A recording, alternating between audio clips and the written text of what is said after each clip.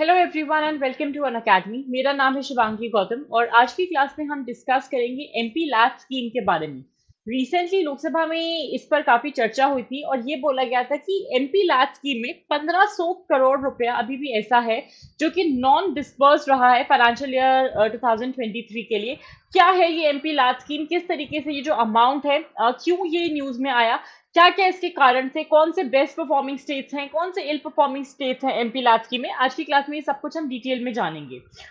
अगर हम बात करें एमपी लैब स्कीम के बारे में, रिसेंटली जो लोकसभा में मिनिस्टर ऑफ स्टेट है इंडिपेंडेंट चार्ज मॉस्पी के लिए, राव इंदरजीत सिंह, उन्होंने एक रिटन रिस्पॉन्स दिया था to a question which was asked to him, जहां पे उन्होंने ये बताया कि until 30 March of 2023 23 to like 2300 crore के अराउंड का जो पैसा है वो डिसबर्स हो चुका है। मतलब 60% के अराउंड का पैसा ही ऐसा है जो कि डिसबर्स हो चुका है एमपी लैब स्कीम में। और ये पिछले साल के कंपैरिजन में भी परसेंटेज कम है, जहां पे पिछले साल 1700 करोड़ रुपए के करीब डिसबर्स हुआ था। बजटेड जो अमाउंट था that was around 2633 crore and over a period of time ये देखने को मिला है कि कंटिन्यूअसली पिछले फिस्कल ईयर के कंपैरिजन में और इस बार भी the percentage which has been dispersed वो कम हुई है। 20 मेजर स्टेट्स जिनको फायदा हुआ है एमपी लैब स्कीम से अगर हम बात करें, so we have 20 major states like Gujarat, Kerala, Tamil Nadu, Haryana, Himachal Pradesh, जिन्होंने less than half the amount को डिस्पर्स करा अपने अपने पार्लियामेंटेरियंस को। ये वो स्टेट्स है कि जहां पे अगर 100 रुपए देने चाहिए थे, गुजरात ने से 35 रुपया दिया है, केरला ने 37 रुपीज, तमिलनाडु ने 38 एंड सो फोर्थ। कुछ कुछ एक्सेप्शंस हैं जैसे पुडुचेरी, लद्दाख, दिल्ली, दमन एंड दीव, कश्मीर, या जो रिप्रेजेंटेटिव्स अंडमान निकोबार, चंडीगढ़, दादरा नागर हवेली के हैं और लक्षद्वीप द्वीप के, इनको तो पिछले साल कोई भी पैसा ही नहीं मिला था as a part of the MP lab scheme. But amongst the major states also, the percentage which has been disbursed to the parliamentarians, that is not a great amount.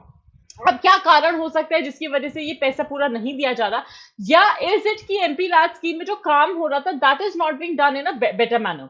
अगर हम एक डिस्ट्रीब्यूशन पिक्चर की बात करें तो blue में आप देखोगे जो सैंक्शन परसेंटेजेस हैं, डिस्बर्स्ड अमाउंट कितना है वो आप येलो में देखोगे। उड़ीसा, उत्तर प्रदेश और असम में अगर आप देखोगे रफली 75, 80, 81% तक का अमाउंट डिस्बर्स कर दिया गया है।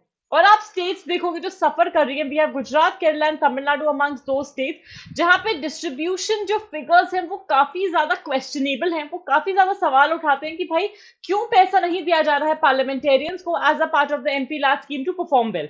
अगर हम इसी स्टोरी में आगे चले, हमारे लिए सबसे इंपॉर्टेंट ये है कि क्या सोच के minister of statistics and programme implementation ने एमपी लैब स्कीम को लॉन्च करा था, क्या उनके क्या थॉट प्रोसेस था स्कीम को लॉन्च करने का। एमपी लैब स्कीम की अगर हम बात कर रहे हैं, जो एक सेंट्रल सेक्टर स्कीम है, इसको लॉन्च किया गया था 1993 में। उस टाइम के जो हमारे फॉर्मर प्राइम मिनिस्टर थे पीवी नरसिम्हा राव, उन्होंने ऑब्जेक्टिव ये था कि हम एमपीज को पैसा देना चाहते हैं, फंड्स देना चाहते हैं ताकि वो डेवलपमेंटल वर्क्स को कर पाए अपनी अपनी कॉन्स्टिट्यूएंसीज में, जहां पे एमपीज रेकमेंड कर पाएंगे कि भाई हम कैसे ड्यूरेबल कम्युनिटी एसेट्स को क्रिएट कर सकते हैं।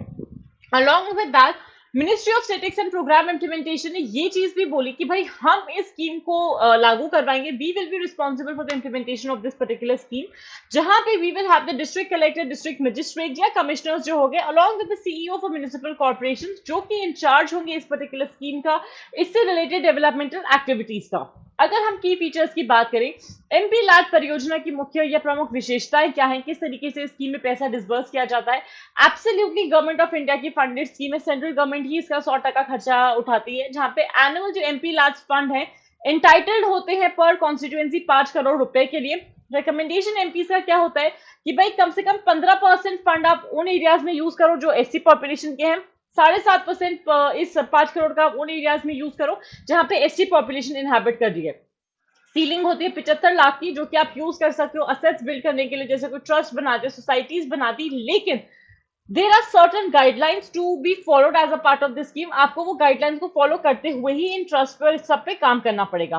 फ्रॉम देयर अपॉन, अगर कोई भी एमपी विश करता है, वो चाहते हैं कि एमपी लैड फंड को उनकी कॉन्स्टिट्यूएंसी के बाहर यूज किया जाए किसी और कॉन्स्टिट्यूएंसी में, दैट इज ऑल्सो अलाउड, जहां पे उनको 25 लाख तक का इन अ पर्टिकुलर ईयर 25 लाख तक का वो रिकमेंडेशन दे सकते हैं कि भाई आप इस अमाउंट को इस पर्टिकुलर कॉन्स्टिट्यूएंसी में यूज करें।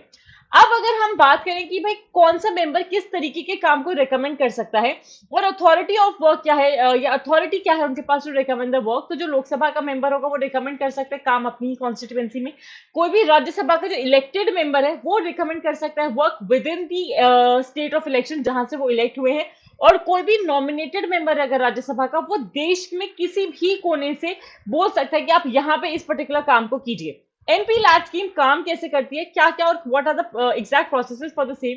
जो भी एमपी इलेक्ट होता है, डिपेंडिंग अपॉन वो लोकसभा से हुआ या राज्यसभा से वो नॉमिनेटेड है या elected, on the basis of that वो लोकल नीड्स देखेंगे अपनी अपनी सिलेक्टेड कॉन्स्टिट्यूएंसीज की।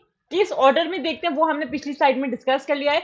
डिस्ट्रिक्ट अथॉरिटी या डिस्ट्रिक्ट कलेक्टर्स के पास सैंक्शन होता है एलिजिबल कामों का। They can select the implementing agency and they are responsible for implementation.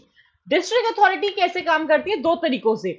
जहां पे जो ऑनगोइंग वर्क्स की लिस्ट है वो डीए के ऑफिस में आपको पूरी की पूरी मिल जाएगी www.mplabs.gov.in से, या फिर सिटीजन आरटीआई को फाइल कर सकते हैं to know about the work and the status of the funds.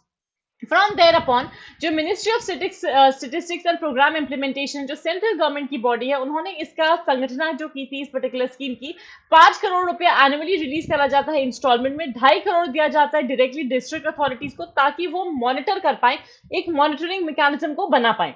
कौन से प्रोजेक्ट्स आते हैं, कौन सी परियोजनाएं हैं जो एमपी लैब स्कीम के अंडर डिस्कस की जाती हैं। We have the durable community assets, जहां पे ड्यूरेबल कम्युनिटी एसेट्स को बनाया जाता है, be it infrastructure, electricity, drinking water, public health, sanitation, education etcetera. Non durable assets होते हैं जहां पे एमपीज रेकमेंड कर सकते हैं कि भाई आप कंप्यूटर्स का, बुक्स का प्रोविजन रखिए स्कूल से, लाइब्रेरीज में, एम्बुलेंसेज को लेकर आइए, बार काउंसिल और अलग अलग जगहों पे।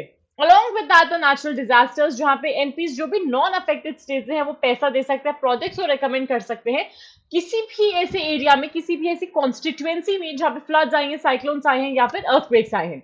सो आज की क्लास में मेरी तरफ से बस इतना ही। Stay tune for more at Unacademy. Like this video, share it as much as you can, and do subscribe to Unacademy UPSC unstoppable. Thank you so much and have a great day everyone.